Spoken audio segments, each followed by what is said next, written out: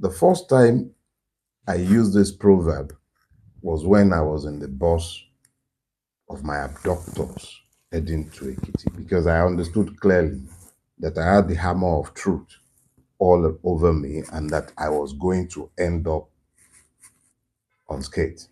Hello, my great and wonderful people. We welcome you once again to our today's episode of this program. And today we get this video for our team. We'll be saying one quickly the review to you concerning the things we'll be saying they happen right now for inside this country, Nigeria. Ever since we'll be saying Barrister Dele Farotimi they come back from Ekiti, where he be say this Afe Babalola and his own principalities and powers they adopt am. Although he come back and they give am a lot of rules not to talk to Nigerians concerning wetin happen for that very place, right? Although still still dey make broadcasts. But today, when it be Sunday, e come outside to review some certain things wey e be say I want make una pay attention to.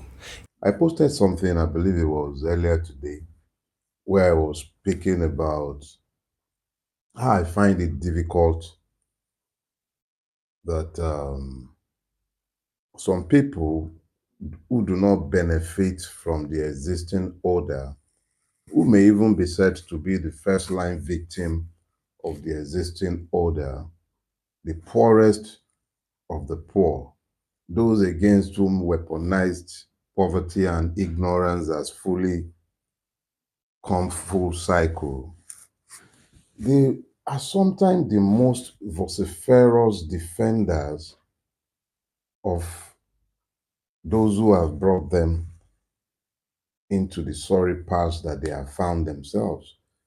And so I have made a distinction between these ones and their enslavers. So I tend to refer to them in the Buhari days. I used to call, I made a distinction between the Buharists and the Buhari Dindiris. The Buhari Dindiris of that time may be said to be today's bat idiots. And a quick distinction must be made between the bat idiot and the Baptist. The Baptist is conscious about the choices that they have made, the moral compromises that they have made, because they are beneficiaries from Jagaban PLC. They benefit from the evil that they have normalized. And they cut across all ethnicities, all faiths. You find them even at the pulpits, both in the mosques and in the churches. Those are Baptists. I can understand them. The moral ambiguity that worried the Buharists does not exist in their own cases. They really do not have that moral ambiguity behind which to hide any longer. So there is no ambiguity about who they are, but they benefit. So it is easy to understand their commitment to the preservation of the existing order. And there are a lot of them. They are the principal beneficiaries of this system. But it becomes a whole lot more difficult to understand in reality the evil that has come to afflict the persons that one may easily call bat idiots. But I just wanted to drop that since we're in church early. Oh, sorry, I know some of you. And then that brings me to the second part. I think we've been doing this for like 2, 3 years now. Every Sunday, same time, constantly, we've been doing this the same time. And since that time, I've had a lot of you telling me of your preference for a time outside of the 10 a.m. on Sunday that I had settled on before I started out. So let me try and answer you once again. I was a religious person once upon a time. And I had a lot of respect, and I still have a lot of respect for religious sensibilities. But you see, the thing is this: I'm a morning person. I function best in the morning. And I like dealing with each and every one of the things that will require patience and deep concentration early in the day. So ordinarily, Sunday is a very, very good day for me to do what I do. It has nothing against the Christian community, even though I have a lot against the Christian church in Nigeria, or shall I say the church in Nigeria. So it's not something that is deliberately targeted. But if you also understand the fact that you are always at liberty to come back at your convenience, whenever, it doesn't even have to be Sunday, to come and listen to this. So let's just get that out of the way. It is not something done deliberately to slight or denigrate. But frankly speaking, I believe that the pulpit of God exists beyond the boundaries of the religious houses. If you are in the marketplace and you see fit to speak truth in the marketplace, you're preaching God. If you are online, as I am, and you're preaching truth, as I try my best to, I'm also preaching God.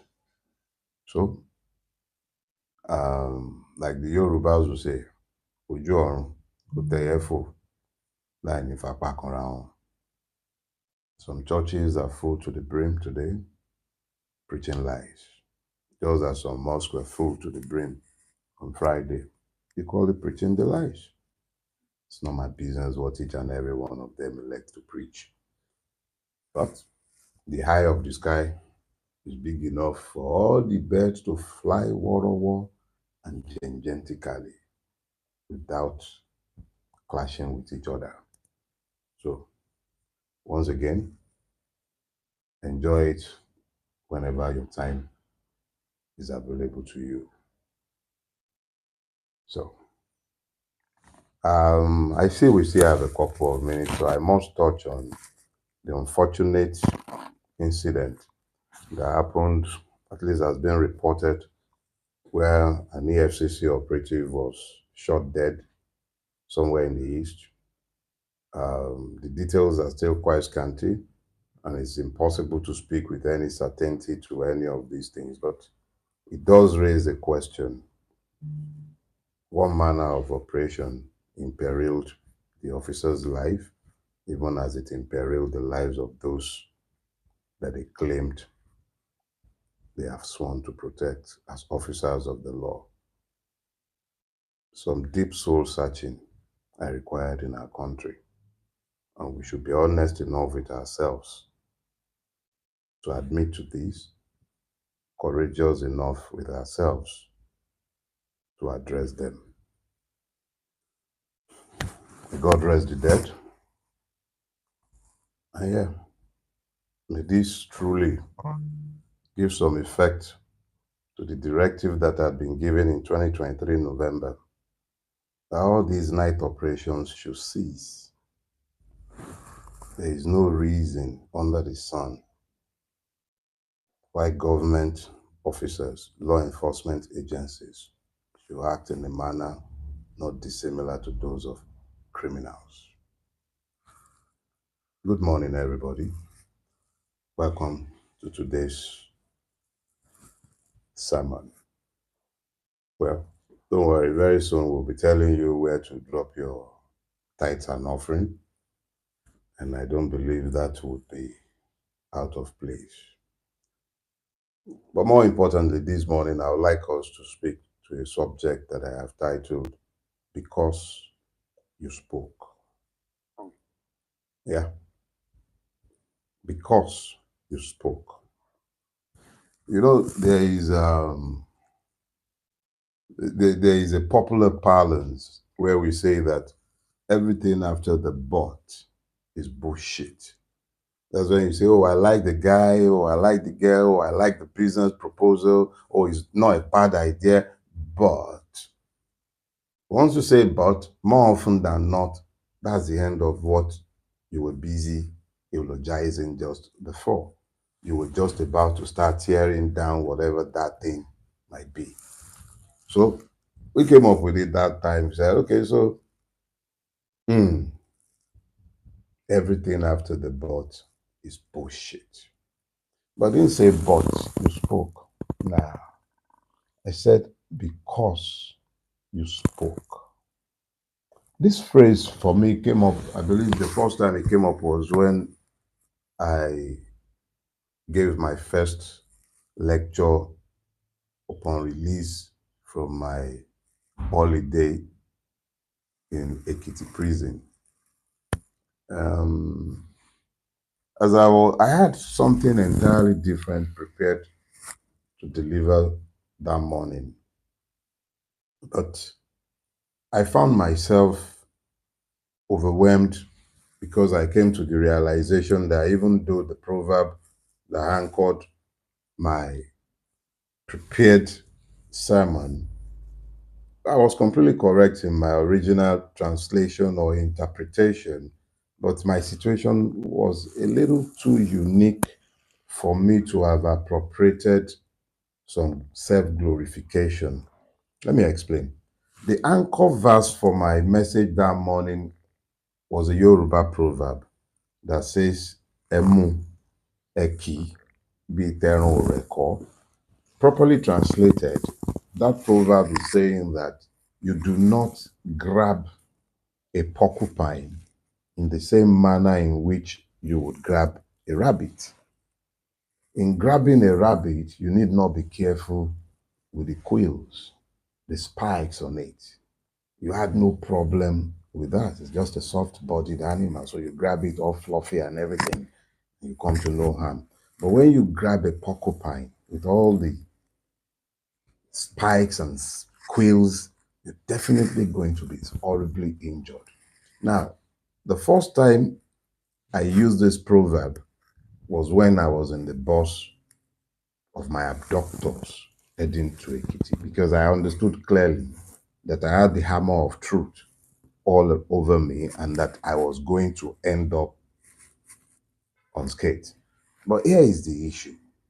By the time I wanted to use that proverb again in my sermon that morning, I came to the realization of the fact that actually the only reason my case was any different from that of the average Nigerian and why it turned out the way it did turn out is because you spoke. It has very little to do with me as a person. Nigeria has dealt with better men than myself. I found out in prison, and I'll deal with that some other time. I'll write that memoir at some other time. But I found whilst I was in prison that there are by far better human beings than myself who are inside the Nigerian prison system. I found that Nigeria has victimized and successfully dealt with better men than myself, better resourced persons than myself have been dealt with by Nigeria. Nigeria has killed better men. Nigeria has destroyed better men. Nigeria has wrongly incarcerated better men. There is nothing about me that should make my case any different from that of those who have come before me. But you spoke, and it was the realization that you found the capacity to speak that made me lose control of my emotions. You spoke. So, yeah, because you spoke. What is the use of because here? It's a conjunction, it's the explanation for the exception. For the reason that you spoke, Yorubas will say that I may sorrow. ó ní ìbẹ̀rẹ̀ orí burúkú. Let me repeat myself. Àìlè sọ̀rọ̀ ó ní ìbẹ̀rẹ̀ orí burúkú. The inability to speak to your condition is the beginning of ruination. You must be able to speak to your condition for that condition to change. I have had occasion to speak to the subject when I said talk is not cheap. Talk is not cheap. Never ever say that talk is cheap. Talk is the beginning of the articulation of your thoughts and the beginning of the likelihood of you acting to effect changes to your condition and your situation. So talk you must. And yes, you spoke. If an individual's refusal to speak to his condition dooms him to ruination, what do you think happens when a collective ignores to speak to their condition? That is the picture you see all over Nigeria today. But in my case, you spoke. You spoke. You carried no guns. The states and my abductors have the guns. But you spoke. You refused to make peace with the evil you saw unfolding before you. You spoke. You spoke. And it is important that we do not ever give up on speaking, however difficult or costly speaking might be, on the condition that you speak the truth. Truth is the only bullet by which you may kill the evil system that rules or ruins Nigeria. But the truth you know that you do not speak. You stand behind the pulpit of God and you speak lies and palliatives. Maybe I should say lies and palliatives. Behind the pulpit of God where you are called to speak the truth.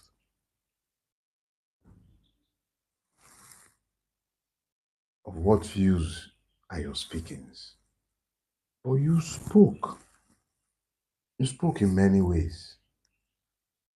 This generation lives virtually. I'm little known to the average man on the street. But if you're here, you largely knew me before my victimization, at least the one in the public space. But we became one. In me, you could express your victimhood. You knew that if it could happen to me, it could happen to you. You knew that it had happened to you and you could not be hurt. So vicariously, I became you. You became me. You became related to me and you spoke. You spoke. How did you speak? You spoke online. You spoke so loudly that I heard you even in prison, in my fellow prisoners. I heard you in prison officers. I heard you in court officers. I heard you because you spoke. You did not allow yourselves to be distracted.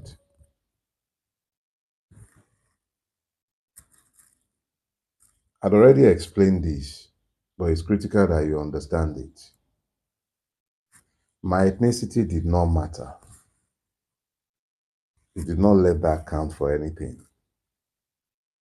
My religion or lack of it counted for nothing. You did not allow them any of those many things that usually divide us. You did not allow it to divide you. You spoke.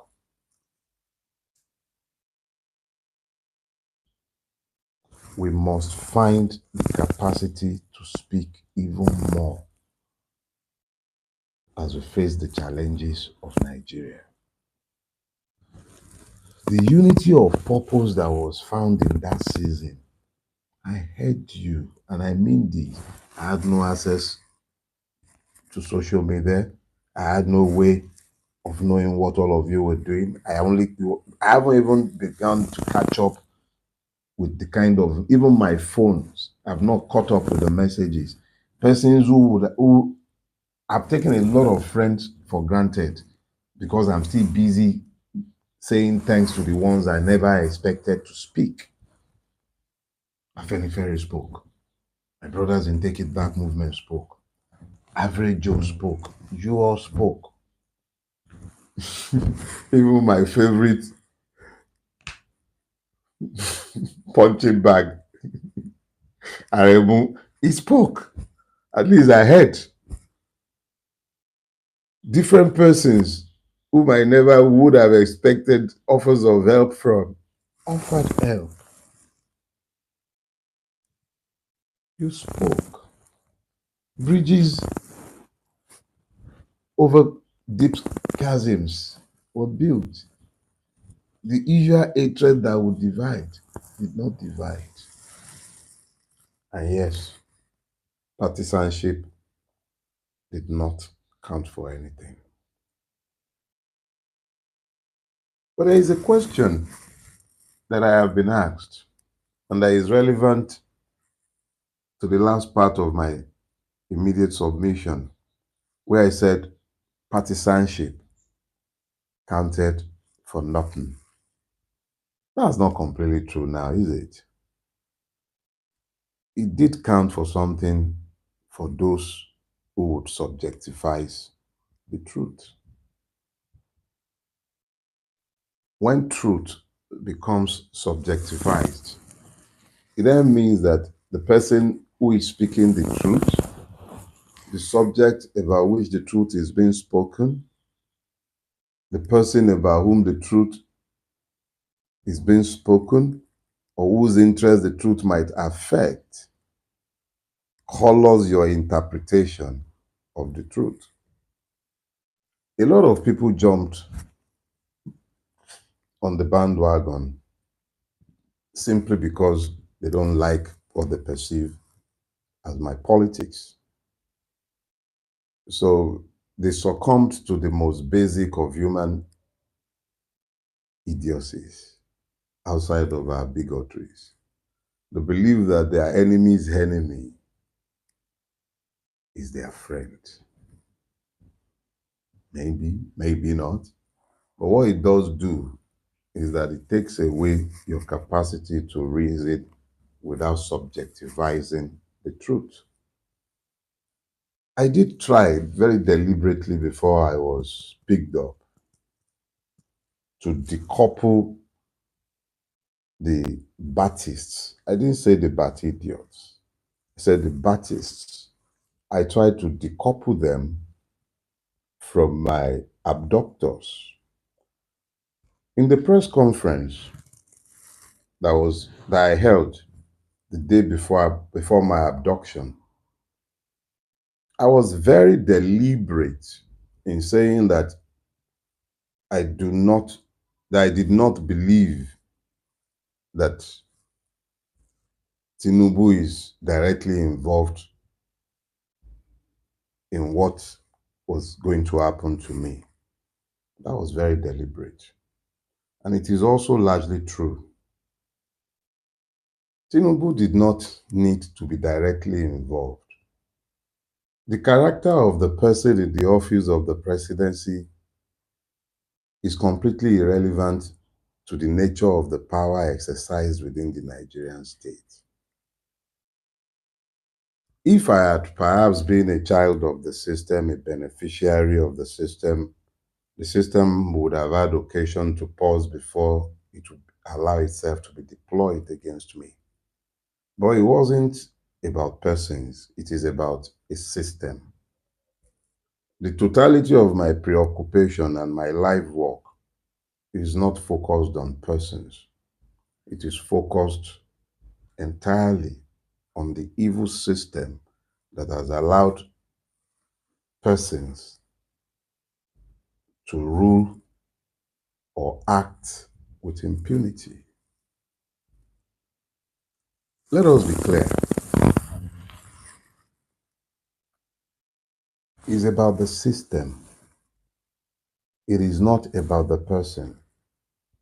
But if I had allowed you to focus on persons, partisanship would have divided the solidarity that was developed in that season. And this is how I want us to understand the point, because this is where I'm going with this. If we must speak in a manner that resonates down the age, but not only down the ages, but even up and down the country, we must speak truth dispassionately, without ethno-religious blinkers, and devoid of partisanship. If we can do that, it becomes compelling for our voices as a collective to be heard. I am saying this because we must understand very quickly that Nigeria is not going to be saved by Voltrons. No. The lesson learned from those who have come before is the fact that Voltrons cannot save Nigeria. It will require us as a collective speaking and then acting together as one. Because if we do not speak, because if we do not act, our children will inherit a worse situation than the one in which we have found ourselves. It has taken our collective to bring us to this sorry pass, and it will require our collective to bring us out of this sorry pass. If we must come out of this sorry pass devoid of violence, the only path immediately in front of us is the electoral path. But that electoral path is useless if we have not acted, clearly understanding the commonalities of our affliction, and acted long before the election of 2027 to ensure that our votes would count, so that our voices would be heard, so that we might freely express our will as citizens under the law. We must act to demand reforms to the Electoral Act. The power of the collective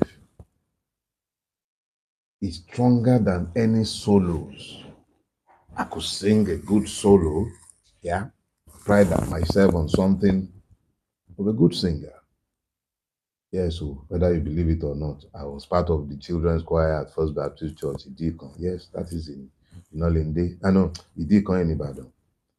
And I still occasionally afflict my household when I'm in the shower. But I do know that there is a limit to what a person might do singing alone.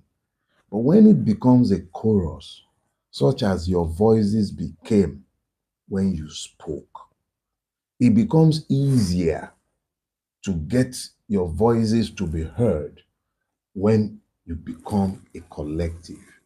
A chorus is louder than the solo. We've had enough soloists. We've sang enough solos in Nigeria. We've sung solos forever. It is time to begin to speak to the commonalities of the issues besetting us. There was a different outcome because you spoke. Long ago, I think about 5, 6 years ago, during actually maybe a little longer, there was this time when May Nigeria Happen to You was actually something of a prayer. Something being pushed by people within the governance system. They wanted to make it cool to say Nigeria happened to you. And I found it offensive. I found it offensive because, in the true sense of the word, something happening to you, the only thing Nigeria ever does when it happens to you is for evil, systemic evil to befall you.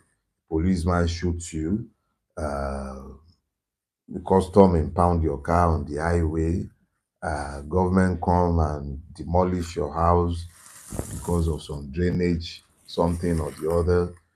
Every intervention with government came with pain. So I started saying, may Nigeria not happen to me and you. It became my way of rebutting that simplistic and stupid assertion of fraudulent patriotism. Because how do you demand patriotism of me when you've denied me citizenship? So I started rejecting it. I'll be like, may Nigeria not happen to me and you. Nigeria happened to me. The only thing that then happened was that you did not allow Nigeria to fully bear its fangs and to complete the cycle of evil that has come to define Nigeria happening to you as a Nigerian. Nigeria has happened to way too many people, better human beings. I saw a few of them in prison. You want me to tell you about Elewure? Yeah, Elewure stole a goat. He's in Ado Ekiti prison.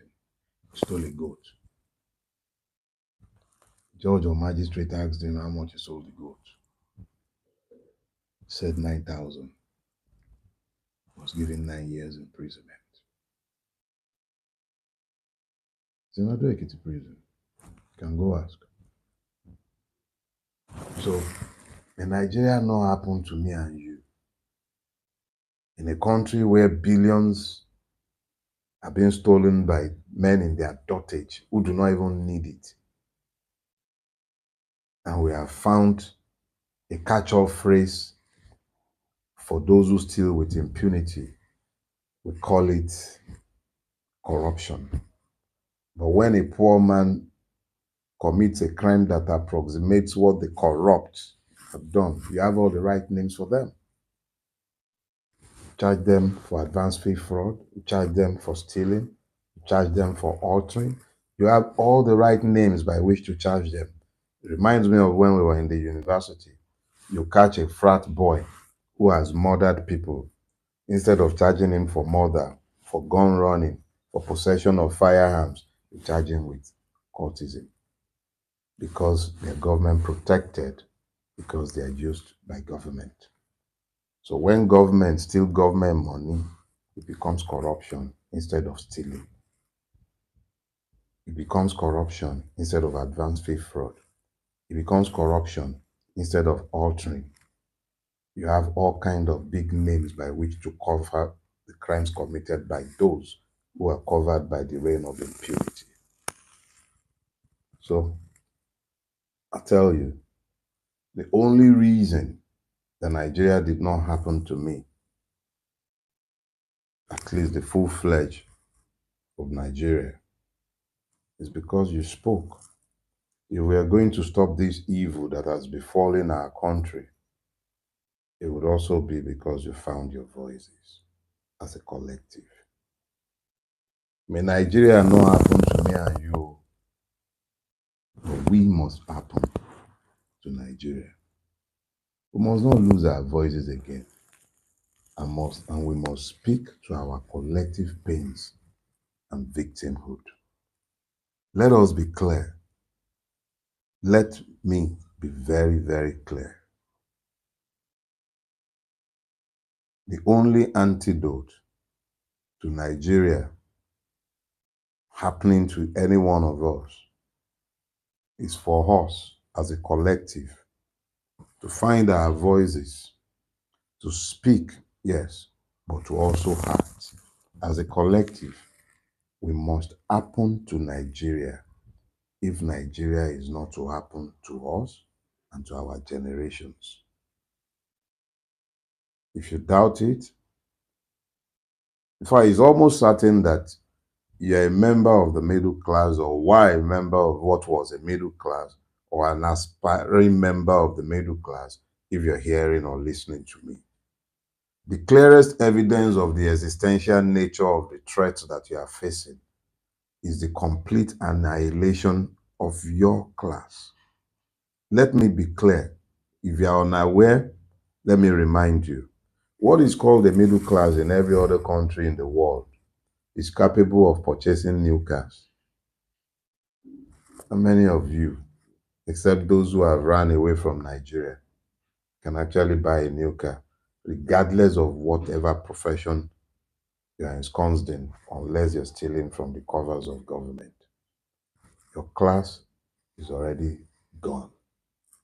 Is a class already evaporating. Your continuing silence dooms you. And the sooner you learn to open your mouth, the better for you, because it also dooms your children. Open your mouth. Nigeria did not happen to me because you spoke. It will stop happening to all of us if you keep speaking. I just came by this morning to say these few words to you. So to tell you, there's a brand new week out there. And what you make of it is what you get from it. We'll have you a blessed week ahead. Yorubas have these words they say, Aboro, Lansofomoluabi, Tobadenue, Adodidi. A word is good enough for the wise. All right, my great and wonderful people, I believe say they already thought say a word is enough for the wise. Time don't reach when it be say we Nigerians supposed to remove the plank when it be say it dey our faces in order for us to know the problems when it be say it want swallow each and every one of us. The problem not dey far away from us, and the solution as well not dey far away from us. If we want, we will feel do something when it be say it will change the whole situation. It not will take anything from us if truly we did determine and we mean wetin we want. All right, now so talking concerning this matter, we'll leave you to share your own opinion with us in the comment section, even as we draw the line here. We will see you again when we see you. Remember, we love you all. Bye bye.